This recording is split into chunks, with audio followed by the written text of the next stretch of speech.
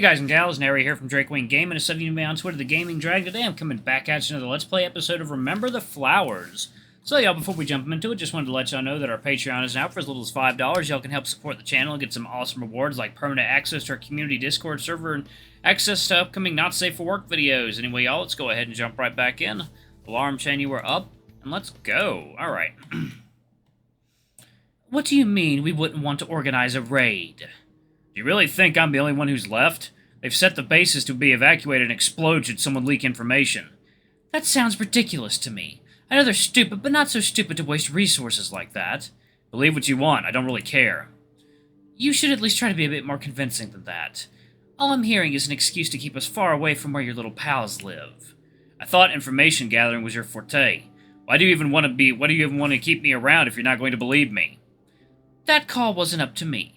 It was up to Dario. I'm sure you're aware of him. I've heard of him, yeah. He's a descendant of Darius, something or other. The guy whose company you sold your soul to. At least I got some kind of profit. You're quite literally in debt to us. Artemis laughs, despite how morbid the situation is. He wants to meet you in person. You should feel honored. Like Darius all those years ago, he seldom makes public appearances. Cool.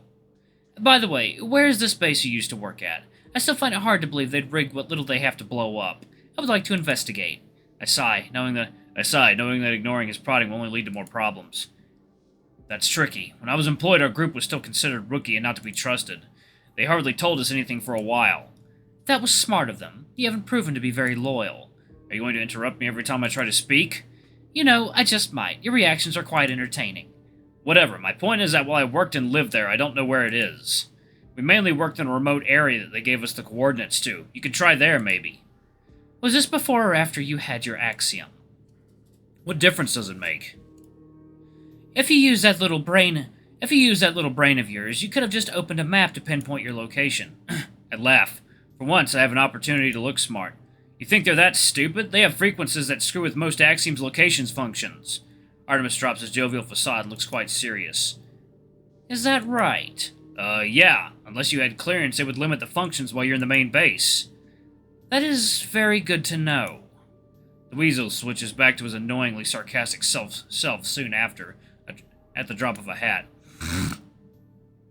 I was worried at first, but it looks like you are good for something after all. Oh yeah? Enlighten me. I've had my suspicions for a while now, but it looks like I'm going to need a personal chat. With? With Dietrich Steiner, the creator of the Axiom. He's always been so proud about his encryption neutrality policies. What you've just told me leads me to believe that they haven't been playing fair with us. I'm sure you're aware of how that makes me feel.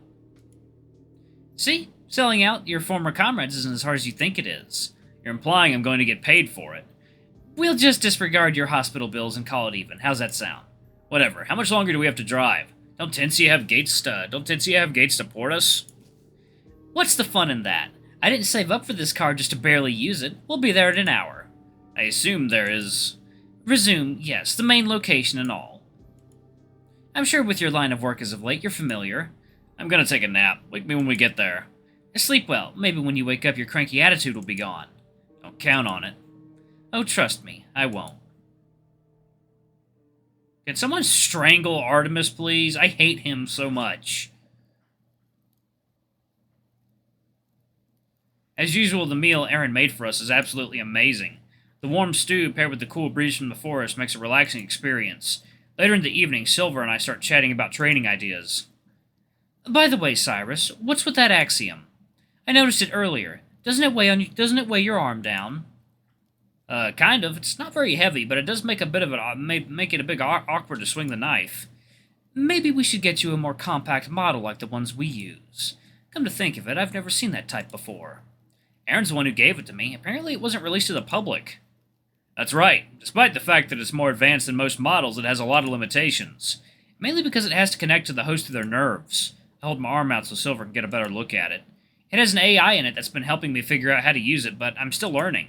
Looks like, coffee time.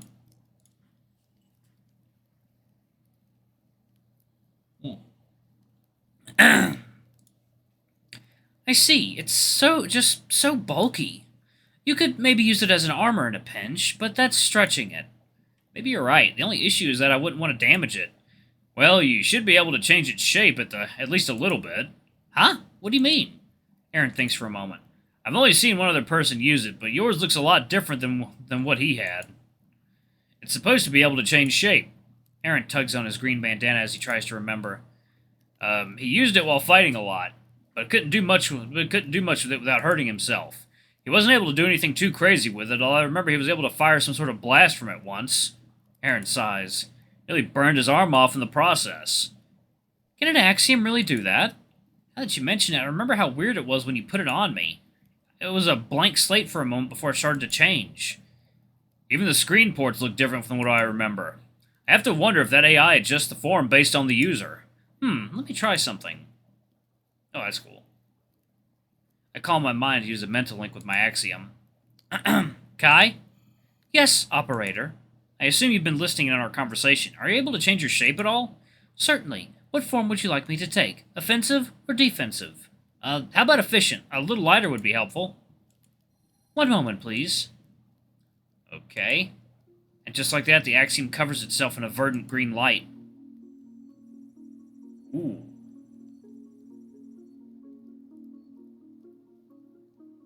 Huh. Oh, that's cool. It doesn't last for long, maybe 10 seconds. I barely have time to register what happened before Kai speaks to me again. Reduced physical surface area by 45%. Any less would impede functionality. Is it to your liking? Stunned at what just happened, I start to rotate my arm around. I could feel it sucking out some of the metal underneath the skin when it changed shape. Instead of looking like a large metal band, the Axiom now looks more like a brace attached to my arm. It only covers the top of my arm now. The underneath is replaced with two metal straps to keep it in place. It's still embedded in my skin, but it's not nearly as suffocating as before. My arm definitely feels a lot lighter. That's... wow! It's pretty impressive, isn't it? How did you get it to do that? I can kind of talk to it in my mind. It can hear my thoughts and can communicate without anyone knowing. That's crazy. I never knew something like that existed. Like I said, they didn't make many. I wonder what else I can make it change into. Just be careful. It's still inside of you, after all. And that's true. It felt a little weird, I'll admit. I could feel it sucking out some of the metal underneath the skin when it changed shape. Crody. All through telepathy, huh? Yeah, pretty much. It actually gives me an idea. Sorry to get off topic, Silver, but I had something I wanted to tell you while we were training. Oh? What's that? It's hard, but I tried to explain to both of them about my weird ability. I leave out the part about me feeling dizzy and fatigued so Aron doesn't worry. Interesting. That explains why your heart was acting up before. Yep, while you're gone, I'm going to try and practice with it, mainly on how to use it with my Axiom. There's a lot of potential with an ability like that. I doubt many people can do it. You said your chest felt warm while you were in that state, remember? In that state, right? Hope that isn't your artificial heart overheating or worse. That caught my attention, too. When we're back home, let's have Vita take a look at it. Hope it's not too confusing for them. I could definitely use some maintenance, though. It's been a while.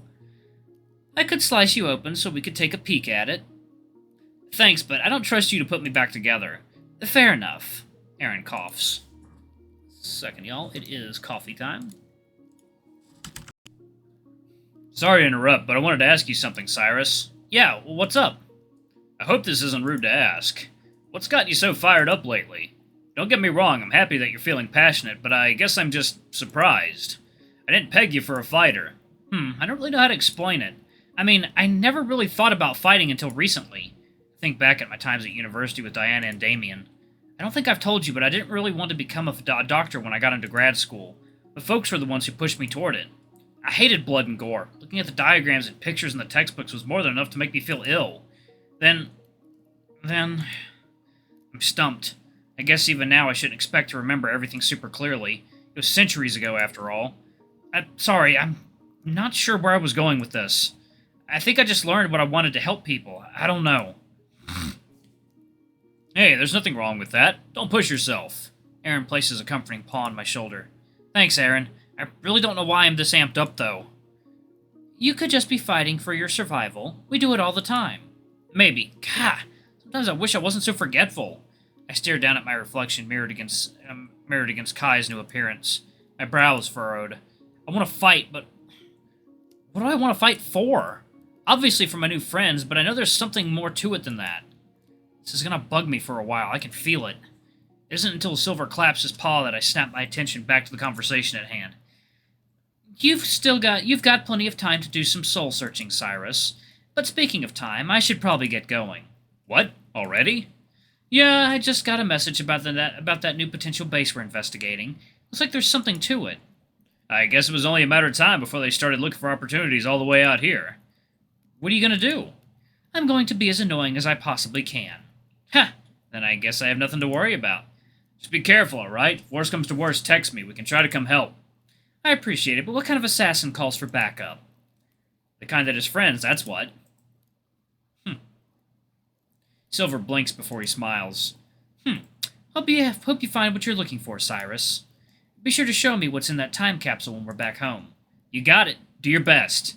I always do. Good luck out there, Silver. Silver nods and then gets up from the log, putting his hoodie back on. After a deep breath, he speeds off towards his bike. He must have been taking it easy on me earlier. That level of agility is insane. It isn't long until we hear the roar of his bike echo through the empty forest, only to slowly fade into the distance. It's just the two of us again, and I'm very aware about that. Did you get enough to eat, Cyrus? Absolutely. It was delicious as always. You flatter me. Nothing like a good campfire meal. You said it. Here, let me clean up. You don't have to do that. I know, but I want to. No buts. Oh, guess I can't argue with you. Though there's not much to clean up. Aron passes me the lid that goes over the pot he cooked the stew in. If you can just take it off the fire and then pack it up, that'd be great. You got it, boss. Aron chuckles while I start cleaning everything up. Thankfully, it really isn't that much. I grab all the bowls we use and then rinse them out with the water the best I can. Are you nervous about tomorrow? It's been a while since you were last home, right? That's putting it lightly. I stack all the dishes before putting them away in a nearby crate. The last time I saw my parents was before the fall was announced. At the time, Current kept me at the facility to make sure I stayed sanitary. I was supposed to fly home at some point to catch up with them. Obviously, that didn't happen. I'm sorry. I shouldn't have brought it up. Don't be. I want to talk about I want to talk about them. I'm trying to be as open as I can about everything that's happened, you know? In that case, why don't you tell me about them? Boy, where do I even begin? Why not a rousing game of 20 questions? Second, y'all. Water time.